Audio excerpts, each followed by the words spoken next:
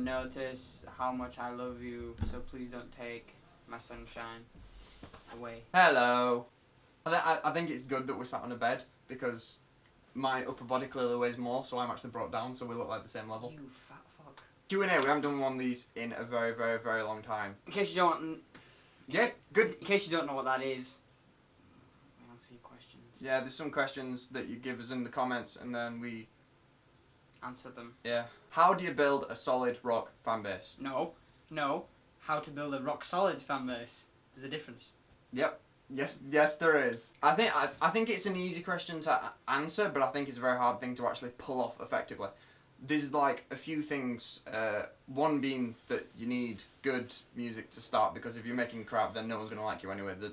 That's just, you set out to fail if you're not making anything good. Being original as well. If you've got good and original, you're off to a good start.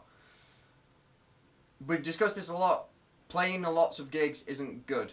The best way to build a rock solid fan base is to do one gig every now and then. That way you can get everybody that's already in your fan base to that one gig, which will make everybody else enjoy it more, and you're gonna make it a better gig if there's more people there. Therefore, anyone who's there is going to enjoy it more and enjoy you more and maybe become a fan.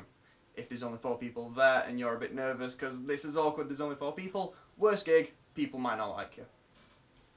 That was a very informative answer, Lenny. Oh, thank you. Have you got anything to add to that? Yeah, don't be shit and don't do a lot of gigs. And have a brand as well. You want a recognisable, marketable brand. Yeah, so like logos, that kind of stuff. And colour schemes.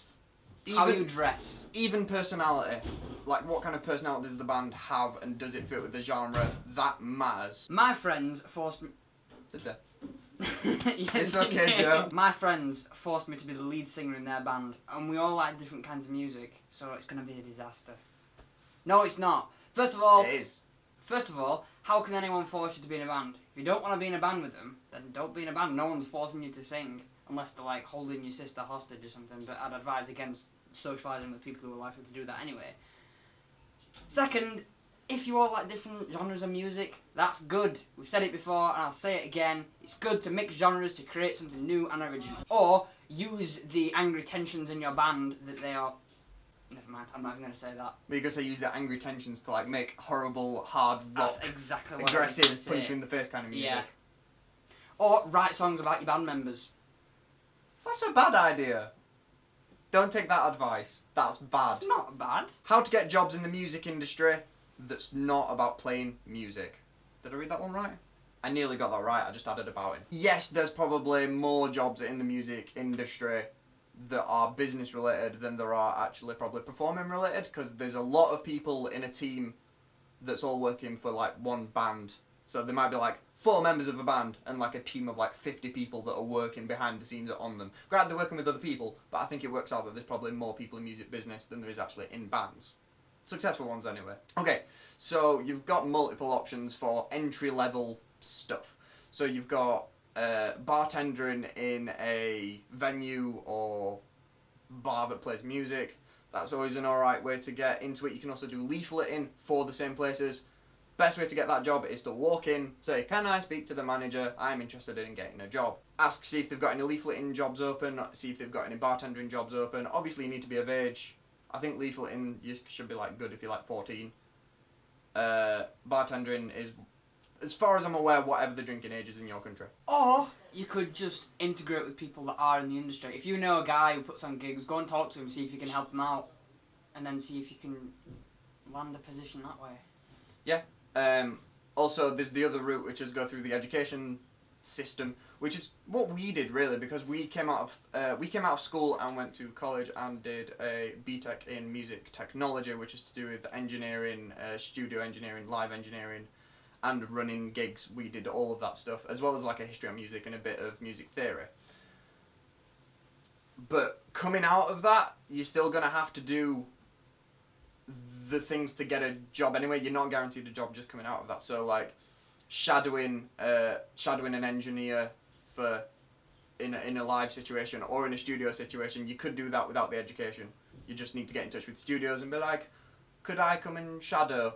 It's probably not going to be paid, but it'll be worthwhile experience, and you might even get like an internship or something with whoever it is that you're shadowing. It's a good thing to mention as well that there is not really a formal qualification needed to work in the music business. If you can do the job, then go do the job. We also, last year, both of us took on an apprenticeship doing music business, so working for a record label. We probably mentioned it when it happened.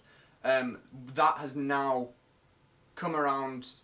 It's been a year, so the apprenticeship is over, and we got employed by the record label. So there's jobs in it that way. There's just not very many apprenticeships in music business. So you can look for them. If you can find one, then great, do it. I'd recommend it. Would you recommend it? I would, yeah. Good. I hope that answers your question. How would you deal with your crush being in a band with you? The same band. Yeah, the same band that you're in. First of all, I wouldn't recommend this. It's not a good idea. We have kind of touched on it before about... What's not a good idea? Being in the band or... music in general. Yeah. I wouldn't recommend entering a band that contains your crush. Mainly because you're going to be spending more time with them, you're either going to learn to hate them and the band's going to become horrible, or eventually it will progress into a relationship, which is, as we've said before, not necessarily a good idea in bands, because if the relationship goes tits up, it's very likely that the band will too.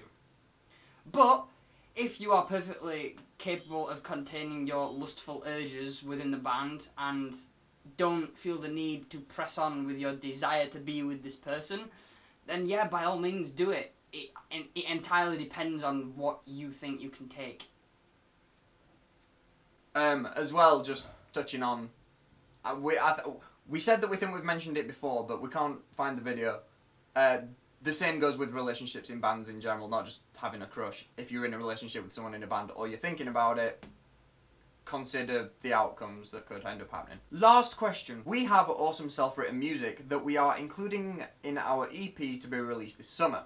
And we have a show at our school in 4 months. My question is, should we play some of our own stuff or just stick to covering other songs? There's many answers to this. We'll debate on what we should say, and I guess it kind of depends where you are. This is clearly a school band. Right, okay, so let's go with school band. What did we do when we first started? When we were a school band? We played a lot of covers and people liked us. Yeah, but we did play the covers in our own style. We were being this kind of... When we first started, we were this kind of folk metal pop punk crossover thing, but we gradually just formulated and we just kind of settled on like pop punk. But it was young us playing pop punk, so it wasn't modern pop punk at all. It was more like cheese. Yeah, it was cheesy, but we did like I'm a Believer, and we did Hit Me Baby One More Time by Yeah. Britney Spears. But we made it our own, and we did like the Hit Me Baby One More Time. I remember it sounded quite heavy. It was really good, yeah. If you're gonna do covers, then please do it in your own style. Have a style for your band. Presumably from this question, I can get that you actually have somewhat of a style because you have an EP coming out. So I'd recommend doing more of your own songs than covers, because people are gonna stick around and listen to you in the long term because of your own music. Might catch their eye with the covers and by doing the really good covers, but really it should be about your music that you're writing, because that's what makes you unique, and doing covers that are unique really helps that as well. However, if your own songs aren't as good as the covers, then maybe you should reconsider releasing an EP of your own songs. Yeah, because if you compare a commercial track that's been released by a world famous band or whatever, Justin Timberlake or Slipknot, it doesn't matter. If you're comparing your music to theirs and yours isn't good enough yet, maybe consider not releasing it. If we link back to the first question when we were on about building a rock solid fan base, to get anywhere in this industry, whether it's to get fans, whether it's to get money from sales, whether it's to get radio play, you need to be good. And really at the early stages, you're going to be the only judge of it, because before your first gig there's a chance you might be nervous and not want to show your music to anyone. So you've got to really be critical with the music that you're making. Is it actually any good? Would I listen to it? By I mean you. Would I listen to it? Send it to us. We'll tell you. If you want us to be honest, we can be honest. We've got the email. I'll put it on the screen. Make sure you're making good music. if you just want to play a gig and you don't think your music's good enough, play an entire gig of covers. Just don't try and promote it as a cool new rock band, but you're only doing covers. If you just want to do covers and just have a bit of fun, that's fine. I got through most of this episode without fluffing any of my sentence I. That's like octopi, but sentences. We need to choose our song for January. We do. We should probably... Okay, so last year, we did a thing that was called the 2015 playlist. Yeah, we just called it a playlist. We probably should have come up with a better name for it, but no, we didn't. We chose one song every single month, and it reflected what we were listening to that month. So our favourite song, in theory, for that month, we choose at the end of the month, and then at the end of the year, we had 12 songs each. The 12 songs being our favourite songs of the year, in theory. So I know you're agitated by like, I'm just copying your gestures. I'm more like this, and you're more like, this is you. You're an animal. So with that, I think we're going to carry it on for this year as well, because we enjoyed doing it. It's not much effort, and you get to see what music we like. So, January. This is the start of a new playlist. I'll also link in the description for last year's, so you can go listen to our last year playlist. Oh, we passed 3,000 subscribers. So thank you. Yeah, that's pretty good. If you're one of those people, then. If you're not one of those people, then get in. The boat's better when you're not wet. Join the bandwagon. Just please subscribe. You'll shut him up. Counting bodies like sheep to the rhythm of the war drums by A Perfect Circle is going to be my song. My selection for this month, after much searchage, is Candles by Daughter. It's really nice. If you want to listen to a pretty song, go listen to that. If you want to listen to an absolutely horrible, disgusting song, then listen to mine. Cool. I'll link them up there. Yeah, because that's the direction that it goes. You don't have to duck. I think that... No, you do need to duck. Good. It's there. Yeah, next week we're going to write a song. Are we?